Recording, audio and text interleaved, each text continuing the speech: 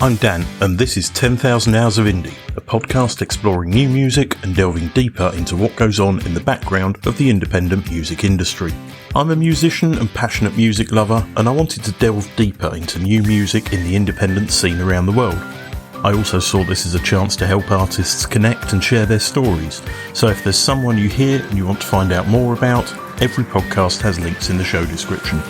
Get involved, help this community grow, follow on the 10,000 Hours of Indie socials, you can find all the links in the show description. And also feel free to email me about anything music related, 10,000indie@gmail.com. I'm open to any ideas and love listening to your promos.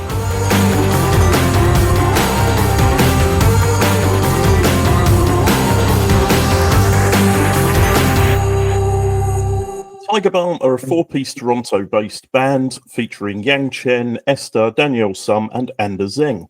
They all take vocal duties and write together and are influenced by disco, indie, math rock and 90s acoustic pop. At least that's what their website claims. I stole that directly from the blurb I wrote back in the Being Independent series, so hopefully it's still relevant.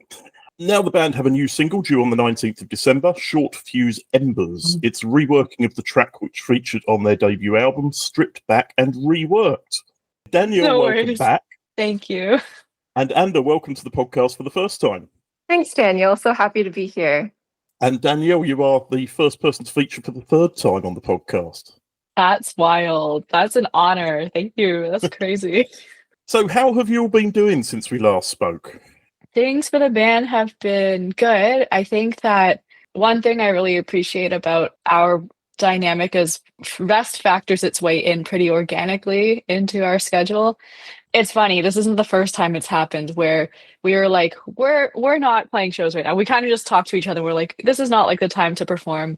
And for some reason the world hears us and they're like, okay, like we haven't gotten any asks for gigs or anything. It's kind of nice. But then I remember in the past, as soon as we were ready to start playing again, we just started getting, hey, are you guys free for this show? Are you guys free? So right now we're in like a period of rest, a period of kind of focusing on different things, whether it be like our own lives or some of us have other projects and stuff. So it's been busy, but not at the same time. We intentionally wanted to make this a bit of a slower season for us so we could focus on writing and workshopping for our second album. This last year was very busy and we're really grateful for that and it was wonderful, but we also really just needed some time to sit down and spend our time together working towards that. Oftentimes, because we are all very busy, usually when we meet and there are a lot of gigs happening, we only really meet to practice and we don't really have as much time for artistic development or group work in that sense. So it's been really lovely to do that and also just have some conversations about, the direction we're going in and what we'd like to see going forward. So I think having a bit of a pause and a bit of rest is really conducive to that. In fact, I think that actually ties in really nicely to the single that we have coming up now that I'm saying this out loud. Obviously, I checked your website again. Are you really still watching Suits? Oh my gosh, no, I gotta update that. I have moved on. I finished Suits and was like slightly disappointed, but overall, like, it's fine. I've been watching through Grey's Anatomy for the second time, but I only stopped halfway through, like around season 10. I just couldn't do it after that. Has it actually ended yet? Because that's one of those things that seems to have gone on for 40 years so far. I'm pretty sure there's a new season out right now, and I don't think I'm going to be watching it, but kudos to those who are still on that train. That shows those people can commit to things, So for those who haven't listened to the previous episode about Tiger Balm, can you give the listeners a quick intro to the band, just the very basics? We're Tiger Balm. We are a group from Toronto, Canada. We are Asian, female, and non-binary musicians, and we sing songs that we could only sing once we found each other. Yeah, we have been playing together for several years now, and I think some of the things that make this band so fun to play with is the fun instrumentation. So we have the classic kind of guitar, drums, bass guitar, but also Danielle plays the mallets. And then I also play harp, and we've been introducing some other fun instruments as well lately. So that's something that makes this band just a really interesting time because we can experiment a lot with that. And also one of the core features of our artistry as a group is that we take turns or we have equal opportunity to write and lead songs. So all of us are invited to, welcomed to, encouraged to write songs in our own voice and then lead those songs with those voices. And that was really important to us so that we could convey our own stories in our own voices. Yeah, we had a bit of like a representation sort of mission at the beginning that was something that we wanted to do. And in general, I think it's just really lovely to give people who are otherwise underrepresented an opportunity to share their stories and stuff. When I last spoke to you, I was under the impression there might be a new album coming out in 2026, but now you've got and released a single of an old track. Kind of caught me off guard a little bit there. Yeah, so last time we spoke, yes, I did hint at a new Balme album, hopefully to be released and recorded in 2026.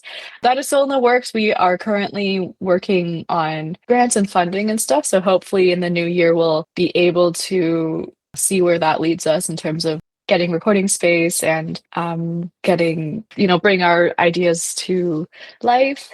This single actually was something that we decided kind of last minute as a release. So actually this project, Short Fuse Embers, was something we had done in 2023. We got access to some free recording space and time, and we decided, let's do something with it. And I think the idea was taking one of my songs, I wrote Short Fuse, and having that be a feature, because when we first rolled out the debut album, we had Anda's track, which was Saving Face, the debut single off of our album, and then one of Esther's tracks, Angelo, be featured as the lead singles for that album. And so they were like, oh, Danny, we didn't get a chance to feature one of yours yet. Why don't we take the chance to do that? And then I was like, yeah, that sounds good. But the song got released already. So what do we do from there? And then I think we just decided maybe we can try to reimagine it, because that way it's a fun test of our creative skills in a different way. It is still original material. And so Anda and I got together, and Anda really helped me put the sound and music together for this track, I would say. She had a really big part to play with when we were just figuring out the chords, and even just the way that she was shaping her heart playing to it. It was just really cool to get to sit at a piano together and have ideas come out. And then that song just sat in a vault for 2 years because we didn't really know what to do with it. And then I think we were just at a band dinner meeting at some point, and I was like, should we just release this? Because it's been a while since we've had new music come out, and it might be kind of fun to release something in the winter, and I think that this song would really fit. So that's how we decided to surprise folks with this little release. As I accidentally segued earlier, I think it's coming out at a really perfect time, because the song is so much the original version, which was a sort of math rock, intense driving version of the song. It's all about burnout and dealing with that and themes around that. And for the Embers version, it's definitely way more stripped back. It's much more slowed down. It's much more introspective. And it kind of illuminates a different angle about the journey of healing from burnout and recovering from that and trying to prevent it. So I think it's really lovely that it's coming out at a time when we as a band are also pulling back a bit to reevaluate how we want to approach things in the future, to avoid burnout that I think a lot of musicians experience, and to be able to kind of cultivate some healing, rest, and also, generate some new art and stuff for the future. So I think the timing ended up being really perfect. I'm not sure I ever asked about the origins of the band.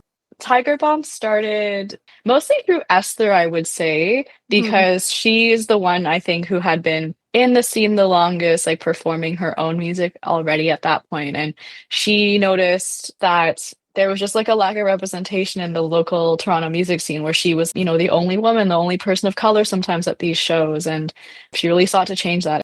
I met Esther at a wedding, and you met Esther through Asian artist showcases. Yeah, so we were both performing for a group that used to operate here called Project 40 Collective. It's an Asian arts organization, and they had a literary magazine called Loose Leaf. And we were both performing for the launch of one of their magazine editions. And we were performing separately, just solo. And she called me up and said, do you want to collaborate on some of my songs? Would you like to accompany me on your harp? And then I went over to her place. We met, we hit it off. And she's like, do you want to be in this band? And I said yes. But in the back of my head, I was like, musicians, like they say a lot of things. I don't know if this will be real or not. So, but I mean, I would be so down, but I'm not going to keep my hopes up that this will actually become anything. But here we are so many years later. And then I think also Esther at the time had a friend from Finnish language school, Jessica Godfrey, who was playing the bass guitar at the time. And so it was the four of us to start with. And we met in Danielle's basement to actually discuss our dreams and hopes for the band. There was a very long name brainstorming process for sure. I remember we went through a lot of different ideas. But we kind of just came back to one of the originals, which was originally the band name was Tiger Bomb BOMB. And we found out there was another band that had that name. So to avoid any issues there, we adjusted to our current name now. One more general question. Sometimes red, sometimes white. What's the story with the color coordination of the band? It just kind of happened organically. One year for Christmas, Esther surprised us with these lounge sets that she thrifted. And we were like, oh my gosh, like we're all matching. And then I think someone was like, it might have been Esther, was like, we should wear them for the next show.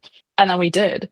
It's funny because those lounge sets, I remember like just casually looking them up at some point another time. And I was like, the prices are so expensive now. It's crazy. So I'm glad that we got them when we did, because I would not want to pay for those in the current day and age. They're a striking visual sort of thing. And a lot of people are really drawn to that. I always joke with my friends, because I only wear like black, that I'm like, if you ever want to actually see me wear color, you have to come to a Tiger Bomb show, because that's the only time you'll see me do that. So the reds are our like performance wear. I've always joked with the band, like we should have an away uniform, like the way that the like sports teams do.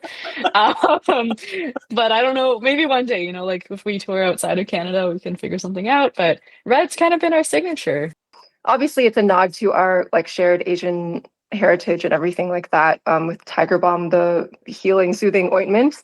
And I think the really fun thing about it is like, obviously, tiger is kind of like an aggressive sounding animal, like symbolically it represents a lot of strength and power. But I think obviously as a band, musically, that isn't necessarily the vibe that we give off. And especially interpersonally, I would say everything is, very soft and very gentle amongst us. And I think the beauty of that is like the word that we used to hear a lot from our audiences and stuff was that the music was very healing. And so like Tiger Bomb, there's that element. So I think the red is also fun in that way, where it's a very powerful color, but I think our power really isn't necessarily something super angry or in your face or intense or aggressive, but it really is this sort of like slowly working, soothing warmth that kind of is powerful in that kind of way. And so I think the red is also really fun for that reason, because it creates a really intense visual impact that kind of opens people up to what our music has to offer.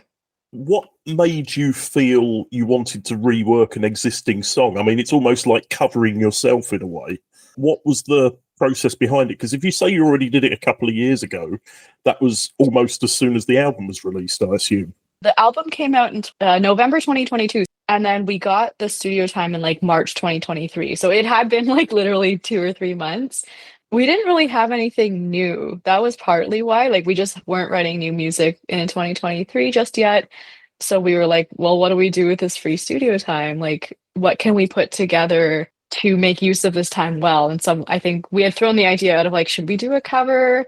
And then we were like, no, like, let's do something of our own. We had even tossed out the idea of like, should we do like an acoustic version of XYZ, like one of these songs? Nothing really quite hit.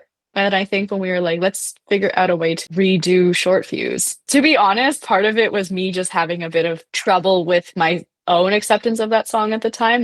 In terms of songwriting experience, I think I have the least compared to like Anda and Esther. I always kind of look back at my songs and I'm like, oh, like, I don't know if I should have written this way. Or like, I always think like, oh, I could have done this better. I could have done this better. And I think for me, it actually kind of was a place of like just having a weird relationship with my songwriting that prompted me to like want to reimagine it. Since then, I have grown to fully love and accept both versions of the song, as my own relationship with songwriting has changed.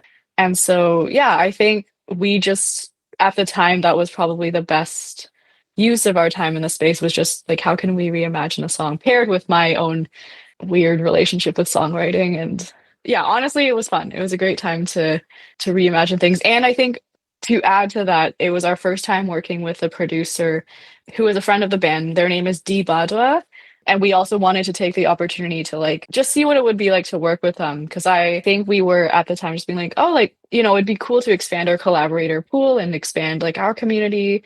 Dee is a someone that we've always admired and thought of as inspirational. And so when we got to work with him in the studio, like I remember just having such a great time. I felt like I was like, oh wow, like this is, I've never felt this seen. I've never felt this like in sync with someone in the recording studio. And later it ended up working out because I asked Dee to record, my single with me back in for my August release.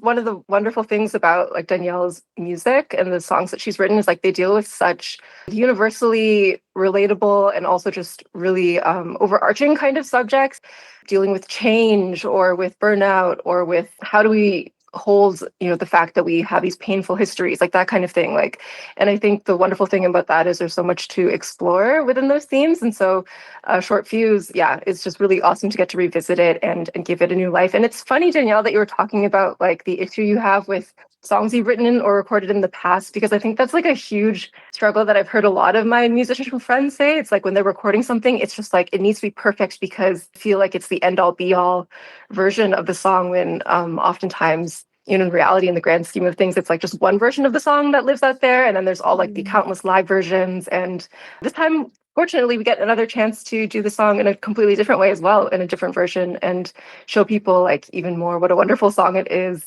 through this new light, I think. 3 years on from the original release of this song on the album, have the band's feelings about the song changed at all since then? Still a banger.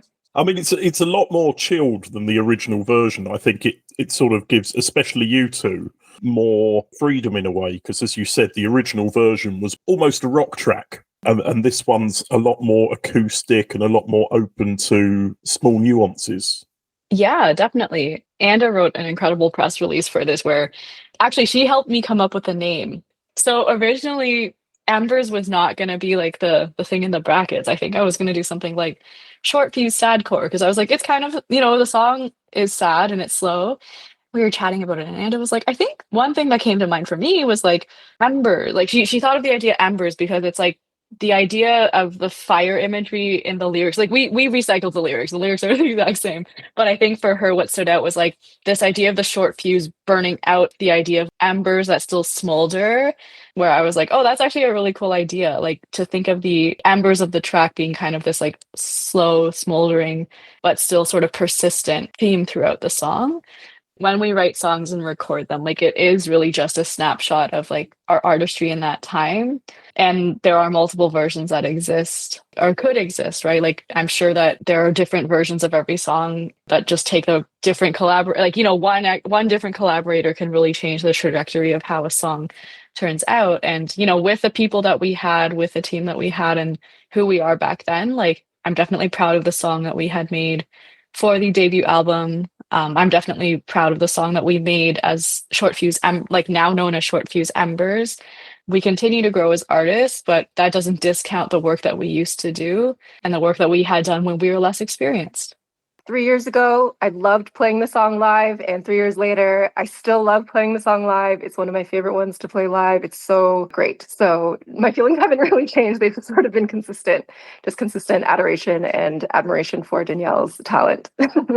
Are you going to play this version live in future, or is it still going to be the album version generally? That's a great question. Yeah, I don't know. Or both. Open the set with the heavier version and finish it with the more mellow version. Ooh, like a reprise.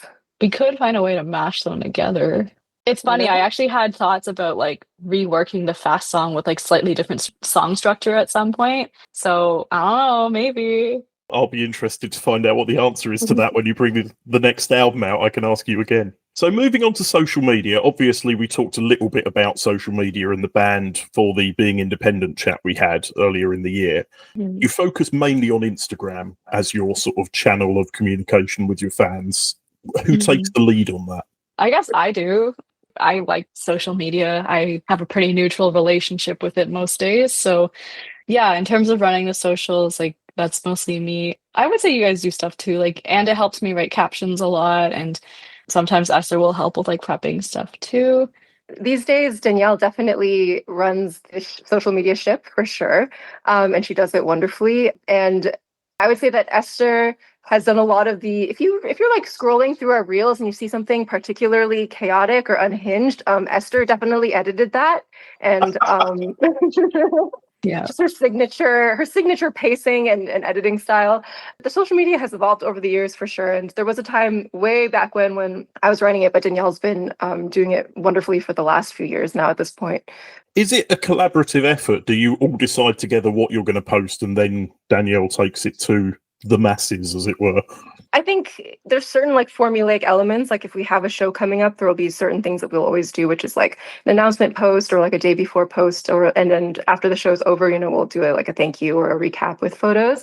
And then for the posts that aren't as much about necessarily promoting anything, I would say that's a mix of spitballing in our group chat and also just whenever Danielle has an idea, for example, she'll bring it to us just to get our okay with it. I think that's something I really appreciated about the band is that we make sure that we're all okay with, whatever we're sharing publicly. And so there is usually some check-in about what she's about to post or getting a second set of eyes on the caption or something like that. Just those sort of like basic quality assurance type steps before it goes up. But by and large, like with stories and things like that, Danielle takes a lot of initiative on that as well. YouTube.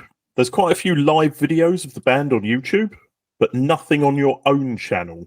Is that something you plan to change at some stage? Watch that space, Daniel. Who knows? There may or may not be something coming at some point in the near future. Moving on to live shows. You've done a few live shows this year, have you? Yes. It feels like it was like ages ago, but we actually participated in the Canada Walk of Fame RVC Emerging Musician Program. We were the third prize winners for this year's cohort. And with that, we have many, many performances as a part of the program, which led to a very busy 2025. One that we enjoyed, though, I would say. Yeah, we got to perform in Winnipeg for the first time in February. That was our first time flying out somewhere to perform. And that was a really amazing experience. We performed for Festival du Voyageur out there. And then as part of the program, we also performed for Departures Fest in May at the Rivoli in Toronto, which is a legendary music venue here. And we also performed at this event called Arts in the Park in the summer, which was delightful. We got to perform in a local park for families and children and everything during the daytime. It was outside. It was wonderful. And we also got to perform at Mariposa Folk Festival, a legendary folk festival here in Canada in July. And that was, again, our first time attending. And it was a pretty magical experience. I can imagine your sound would go down quite well with a folk audience. Yeah, I think so. I think we had done our research as well about, what is it like to perform at Mariposa Folk Festival? Like what are the vibes like, I guess? And it's fun because we actually put together a really fun cover specifically for this festival. We decided to do Call Me Maybe by Carly Rae Jepsen and folkify that up. We've done covers in the past. Like I think we had one for Is This Love? That was really fun. The Weeknd's Save Your Tears was one that we pulled out at one point. But we were like, what's something that's kind of upbeat that we could add to the roster that would be really fun as a folk song? And I think Young, our drummer, is really into Carly Rae Jepsen. And so that song got tossed out and they were like, yes, absolutely, yes, we have to do it. So we did. Mariposa also has this thing called like workshopping, which is when they put a bunch of different artists together with a bit of a theme, and then each artist will kind of take turns leading one of their songs, and the other musicians on stage can join in and they sort of jam together. So that was a really new experience for us this year. The final question, and I think, Danielle, you were actually the first person I put this in an interview with, and it's run ever since in every interview, which is, what music are you currently listening to that people may not be aware of and should take some time to check out? This is a fun question. The first thing that came to mind, because I don't think my music taste is particularly obscure, but something that I would love more people to know about is that Muji, the store Muji, if you've ever been inside one, it's a very calming and relaxing atmosphere. It's one of my favorite stores, as far as like chain stores to go into, for that reason. And so I've always noticed that they had like this kind of folky music playing in the background. And I'm not sure what inspired me to look into this, but I found out that you can actually listen to the music they play in the store from their Muji BGM account on Spotify. And they basically have these albums. Each album is dedicated to like a country or a region and music specific to that country or region, recorded by artists from that country or region. So all the musicians there are local and really like excellent and talented and everything like that. So they have like, for example, Ireland, Ireland. They have like, I think one from Cornwall, which I'm really enjoying. They have one, like Rio de Janeiro, Basque, like just very specific regions from around the world. So it's really delightful to listen to. You can discover some music from different areas around the world. And for me, though, it's really wonderful background music. Just when I'm at home, I pretend that I'm an innkeeper and I play the music and I'm just tending to my inn. So for anyone who similarly needs to rely on such fantasies to get through domestic labor, that's my recommendation for you today. That is that's the Muji BGM. And I just really love that it's actually recorded by the local musicians who are like, familiar in the traditions of that music. And the albums actually like date back to the early 2000s. Like they've been doing this for a long time. So I just thought that was so fascinating. I was kind of afraid that the music they were playing in the stores was just electronically generated, just like generic folk music, but it was actually, very specific, very intentionally done, apparently. Good researching. I like that. That's somebody who gets into music as much as I do and has to delve. I like that. I mean, I'm not going to give the illusion that I'm usually this detailed about it. I just couldn't believe my eyes, so I just kept reading and looking into it. Danielle, you've got to live up to that now. I don't know if I can. Anda's investigative journalism skills are like S tier. Like there's no one that compares, in my opinion. When there's something she wants to know, like she will find out. Yeah, that's a threat, Okay. I think last time I was on the pod, I shared that I was listening to like some hard rock, heavy metal stuff. I'm still listening to that mostly. Recently, I played a gig where I was playing aux percussion for a band, and we were doing songs by a Japanese fusion group called Cassiopeia. So I was listening to a lot of that recently. There's a German metal band called Unprocessed that had a new album that came out called Angel. I really liked that one. And then this is a throwback from when I was like 14, but Atreyu, an American metalcore band, recently did a 20th anniversary version of one of their cult classic albums called The Curse. They actually just came to Toronto on tour. I definitely went to that show, and it's just been fun to re-listen to that album as well.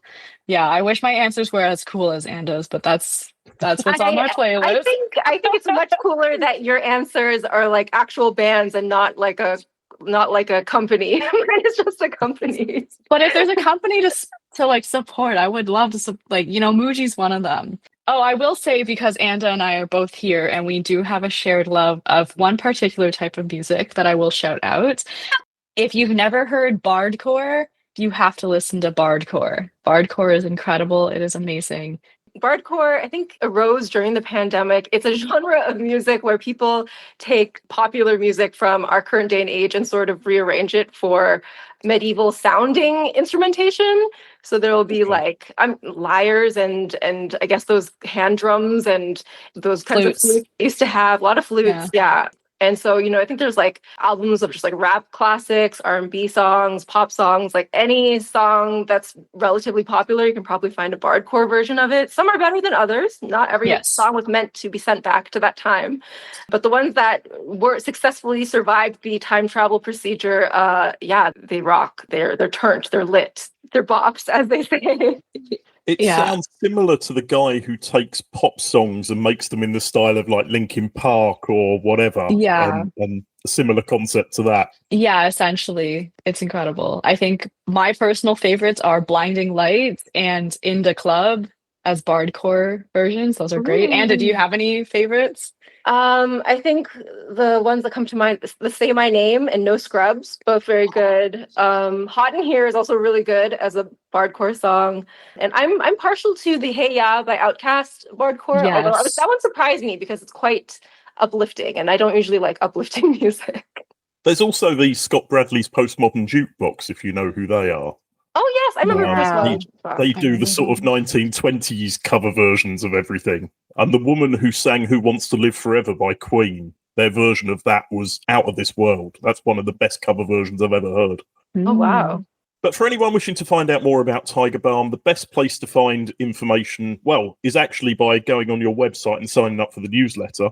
We try once a quarter. We try for a quarterly update. Yes, it's a quarterly update that we call the Quarterly Quiche, and it usually comes with some fun trivia or quizzes in it as well for your engagement. Put a link to some bardcore track in there as well. For the next one, we will. We definitely will. Maybe you can contact them and say, can they do a bardcore version of a Tiger Balm song? That would be an honor. They could pick any song. I would be okay with that. Daniel, we've only been playing together for less than 10 years. I'm not sure I'm ready to reach such career highs yet as having a Bardcore cover made. All right, I need somewhere to go from here. Find out more. The website's available. That's tigerbalm.com. Then there's the Instagram, SoundCloud, and Bandcamp.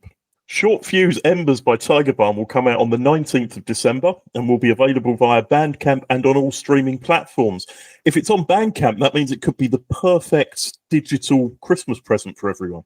Yes, if you have a friend who's been working too hard and you want to send them a subtle message, this is the perfect gift. You can even pair it with a passive-aggressive merch that we will be releasing soon. I'm not going to tell you what it is yet. Danielle and Amber, thank you so much for joining me. It's been a pleasure to have you. Hopefully in 2026, I will get to chat with the band for the release of your second album. Yes, thank you so much for having us again, Daniel. It's always so great to be on your podcast. Yes, thank you, Daniel. It was a wonderful first experience for me, third experience for Danielle. That's just the record that I have to beat, I guess.